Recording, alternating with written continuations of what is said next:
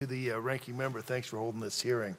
I can't imagine there's a more important place to be today than to have this discussion in this hearing. So thank you so much, and I want to thank the witnesses also for taking time for being here. The first hearing on tax reform, I know everybody has the same goal. That's to expand the economy, simplify the tax code, and to give the middle class some tax relief. So if you'll indulge me for just a minute, I want to share my perspective from the state of Nevada, and that is that our middle class has suffered under an outdated and unfair tax code that discourages job creation, makes it harder for Nevadans, and frankly, people all across America to get ahead. Just the other night, Mr. Chairman, I had a telephone town hall meeting, and I heard from a teacher in Las Vegas who spoke of stagnant wages.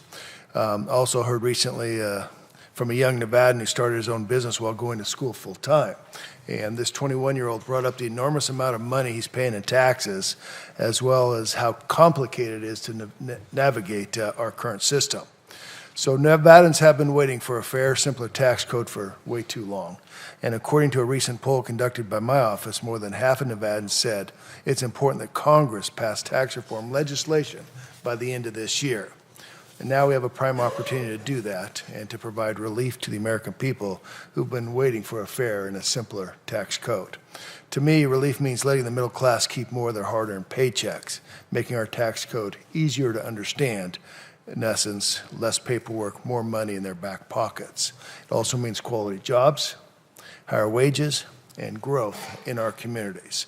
So the current economic situation is not acceptable, and I look forward to working with all of my colleagues on both sides to address this issue. Mr. Brill, if I can start with you. The average median household income in Nevada is about $55,000, according to the Census Bureau data. And under various tax relief proposals, we've not seen a reduction. We've not only seen a reduction in the number of tax brackets from 7 to 3, but also a significant reduction in the income tax rates. If we were to be successful here with this committee on tax relief and get it through Congress, how much money can the average hardworking Nevada family expect to keep?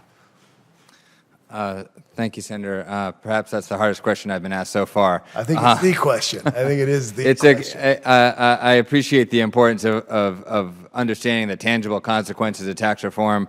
What I would note, two things just in general terms. One is two things that I think matter to median households. One is three things really. One is the amount of tax that they're going to have to pay. Just quite simply, as you're suggesting, what their tax bill is. The larger that tax bill is, the less of resources there are for other activities. In addition, what their marginal tax rate is. And I know that a lot of people aren't necessarily always aware explicitly of their effective marginal tax rates, numbers that economists like to discuss, but there's clear evidence that people are responsive to changes in these marginal rates. And higher rates are going to discourage, all else equal, discourage work and discourage entrepreneurship and discourage investment. And then finally, it's not only the taxes that are paid, but it's the costs associated with complying with those.